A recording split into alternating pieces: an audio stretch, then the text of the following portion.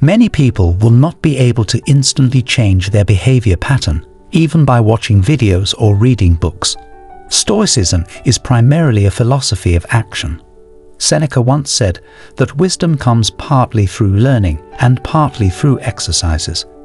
This sentiment is echoed in Epictetus' advice to first learn, then practice what has been learned. Habits, deemed improper by Stoic standards, need to be replaced with new ones, as emphasized by Marcus Aurelius. Epictetus cautioned against deliberating on what makes a good person, urging instead to simply become that person. This approach focuses on actions, making them an integral part of one's character. Similarly, in martial arts, mastering skills requires many hours of monotonous repetitions. To learn something, constant practice is essential, be it in martial arts or Stoic philosophy. This philosophy encourages us to view failures as tests of strength and opportunities for improvement. According to Irwin, daily self-evaluation and the pursuit of self-improvement are powerful practical principles of Stoicism. Epictetus emphasized the dangers of deliberately losing focus for a while, warning that allowing concentration to wane would inevitably lead to deteriorating outcomes. This issue, relevant even 2,000 years ago, has become increasingly prevalent with modern distractions like social media, irritating television chatter, and incessant smartphone notifications. In today's world, where we are somewhat dependent on gadgets, the neurotransmitter dopamine plays a role, compelling us to seek more information continually. While writing the script for this video, my initial search for information took a detour when the sudden desire to check emails struck. The struggle to resist such distractions is evident in the difficulty of remaining productive. Modern individuals, overwhelmed by constant information flow, experience a decline in productivity and increased absent-mindedness. This leads to forgetfulness and a lack of focus on essential tasks. For instance, the tendency to forget to turn off an iron halfway to work, only to return home to check, is a clear indication of attention-related challenges. William James once said, "My experience is what I agree to attend to." Understanding Stoicism involves incessant practice of mindfulness. Epictetus advised his students to maintain constant vigilance over their thoughts and emotions, comparing this to walking barefoot, which requires heightened caution to avoid stepping on unseen hazards. Similarly, we must continually control our minds to prevent errors in our judgments.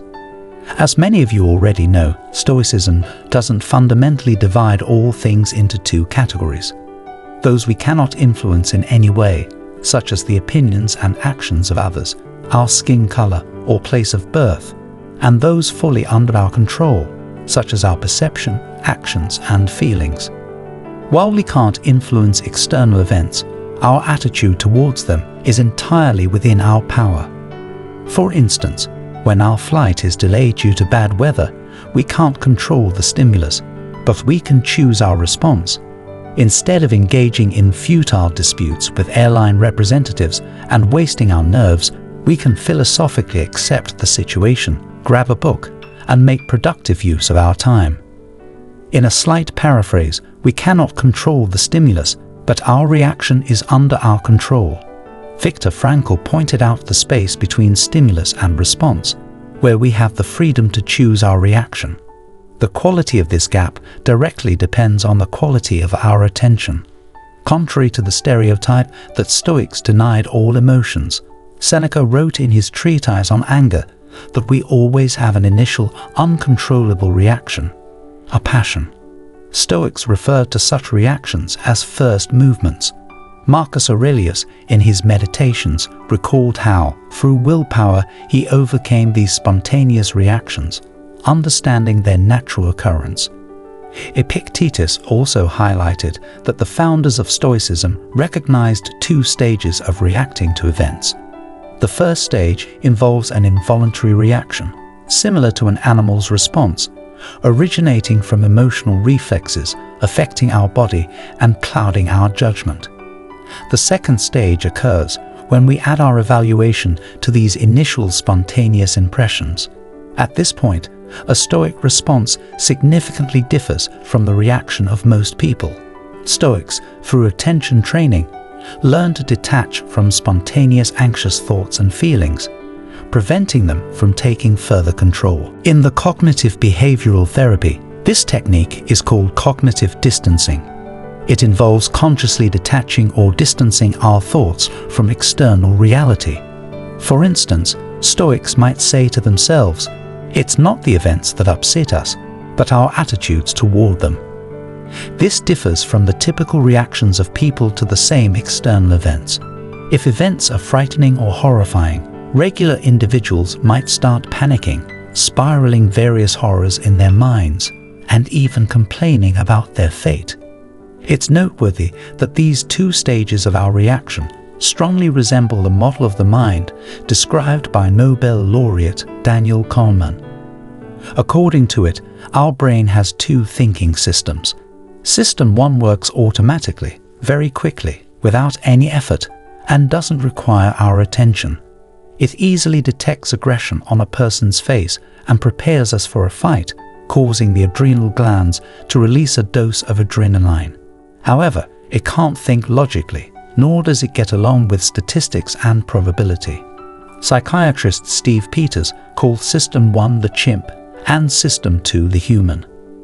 The problem is that when we are not vigilant enough, when we are not present in the here and now, immersed in thoughts about the past or future, the gap between stimulus and response shrinks to a minimum. A person automatically yields to the chimp, losing temper with relatives, damaging relationships with a boss, and getting involved in unnecessary conflicts that could easily be avoided. Marcus Aurelius talked about how harmful the consequences of anger are compared to what caused that anger. Seneca makes an interesting point, stating that no one forces us to wait, even though waiting is the primary means against anger. We just need to wait until the initial emotional reaction cools down, and the dark fog that enveloped the mind and soul dissipates. To gain this delay or see the gap between stimulus and response, one can only do it by being attentive and focused on what is happening right now. The Stoics cultivate attention to be able to pause, take a deep breath, and consciously decide whether to agree or disagree with a given reaction suggested by our monkey mind. Epictetus stated that the philosopher's task is to take in what we see, hear, and think and subject it to scrutiny. In Buddhism and various other schools of thought, there is a similar analogy. The world is like murky water, and to see clearly, we must allow the situation to settle. Mindfulness and patience will help us discover the truth. By the way, the first of Stephen Covey's 7 habits is be proactive. Proactivity, essentially, is the opposite of reactive behavior. It means that a person doesn't just react predictably to stimuli, but always has a choice in how to act.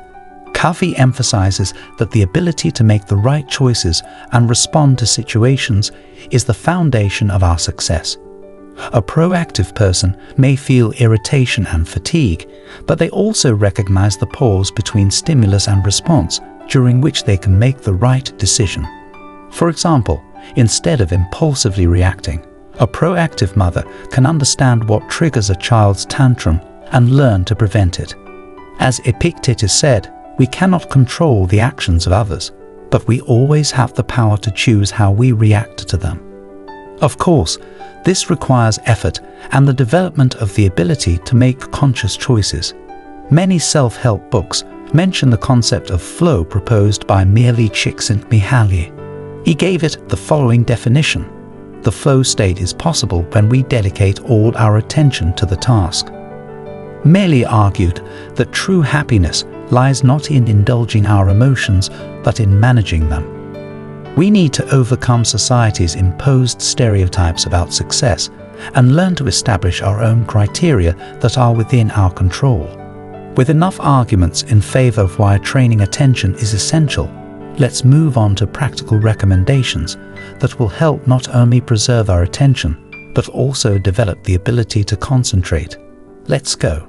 Ryan Holiday expressed a wonderful idea about the feelings you wake up with early in the morning when your mind is fresh, untouched by the noise of the external world.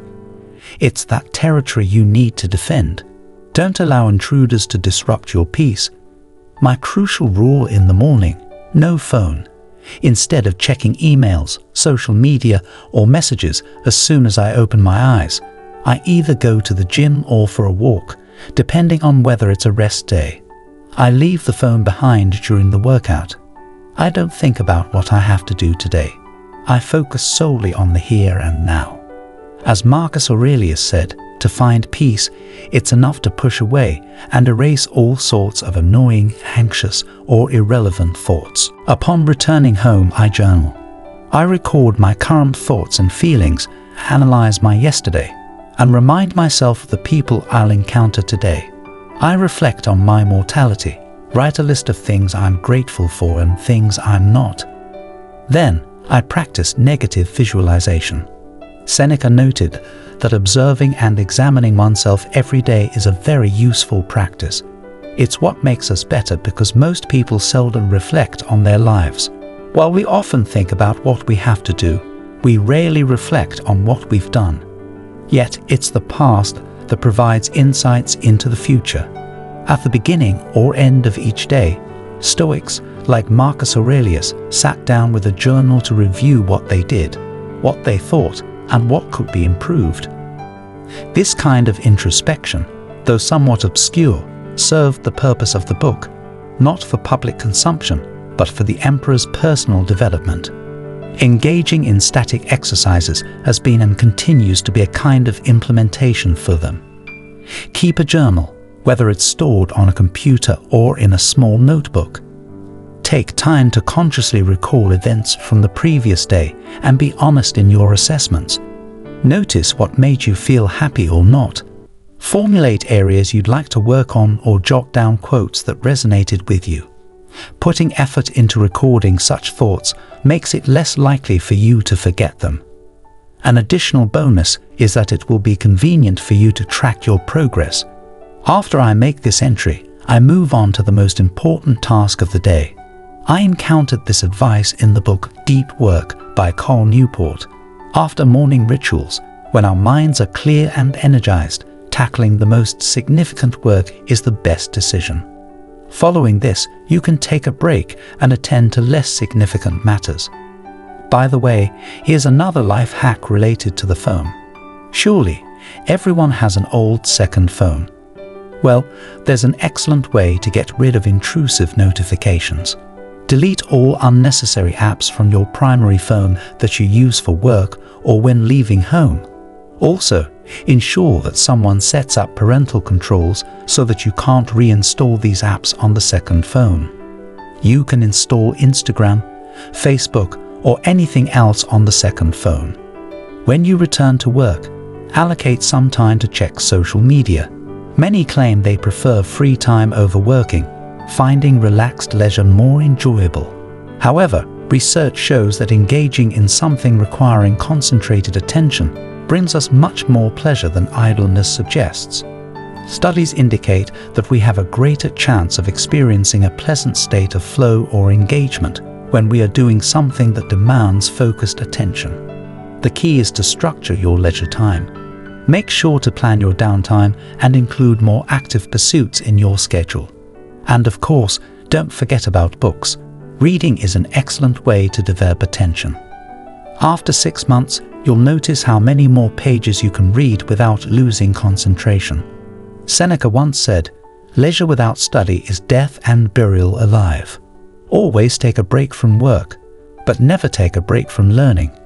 Meditation serves as a kind of attention trainer. It teaches us to concentrate on the essential, not letting unnecessary thoughts slip in. As Marcus Aurelius put it, people seek retreats for themselves in the countryside, by the sea, or in the mountains. You are very much in the habit of yearning for those same things. But this is entirely the trait of a base person when you can, at any moment, find such a retreat in yourself. For nowhere can you find a more peaceful and less busy retreat than in your own soul. There are situations when we have small gaps in our schedule, such as waiting for a friend who is not punctual or being behind the wheel. How will you manage this time? Don't immediately turn on the radio, stare at your phone screen, or spend it idly. For such situations, I have a useful life hack.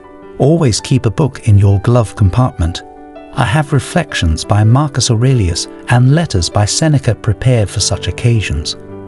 The same applies to air travel, waiting at the airport or train station. Decide whether to kill or use your time wisely. Neil Strauss once said, "We do not use facts to form opinions. We use opinions to form facts." As soon as you feel emotions taking over, detach yourself from your thoughts. Pay attention to how you perceive the present moment. Does it resemble real facts, or is it a story concocted by your inner monkey? Let me share a few of my favorite examples.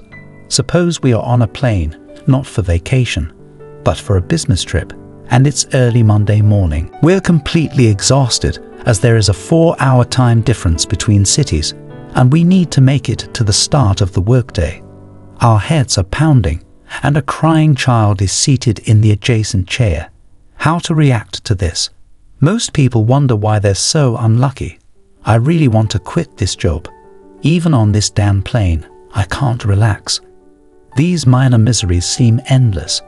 The child, seemingly, won't shut up for a second, and his mother isn't making a proper effort to calm him down. She probably enjoys the fact that her child disrupts the entire plane. Fact or fiction? The fact is that this little one, whose nervous system is not yet fully developed, is terribly frightened and doesn't know what's happening to him right now. He's overwhelmed by fear and crying. It's his first time flying, and his mom is probably suffering just as much due to the disapproval of judgmental idiots. Stephen Covey faced a similar situation on a Sunday morning. He was riding the subway, and passengers were peacefully in their seats, some reading newspapers, others lost in thought, and some even napping. It was quiet and calm all around. Suddenly, a man with children entered the car. The kids were screaming, behaving outrageously, and creating a chaotic atmosphere. The coffee in the man's hand trembled with displeasure. He couldn't believe someone could be so insensitive as to allow his children to misbehave so audaciously. Yet, the man just sat there, sipping his coffee, seemingly oblivious to what was happening around him. It was easy to observe that all the passengers in the car felt the same irritation. Eventually, the coffee turned to the man, and he said sternly, "Your children are disturbing so many people. Why are you so calm about it? Do something to control your unruly kids." The man looked at him as if just waking up from a nap, not understanding what was happening. Then he replied, "I apologize. You're right. We just came from the hospital, where their mother passed away an hour ago. My thoughts are a mess, and I guess they're not in themselves either after all of this." The coffee's reaction instantly shifted from annoyance to sympathy.